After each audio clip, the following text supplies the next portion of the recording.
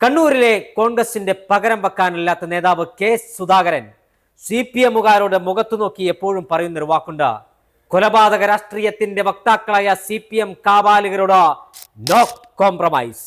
കാരണം എന്തെന്നല്ലേ, മാഹിപ്പാലത്തിന്റെ അതിർത്തിയിൽ നിന്ന് ചേതനയറ്റ ഒരുപാട് ശവശരീരങ്ങൾ സ്വന്തം കൈകളിൽ ഏറ്റുവാങ്ങേണ്ടി വന്ന ഹതഭാഗരായ രാഷ്ട്രീയക്കാരാണ് കെ സുധാകരനും പി രാമകൃഷ്ണനും എൻ രാമകൃഷ്ണനും സതീശൻ പാച്ചേനി അടക്കമുള്ള കണ്ണൂരിലെ കോൺഗ്രസിന്റെ നേതാക്കന്മാർ.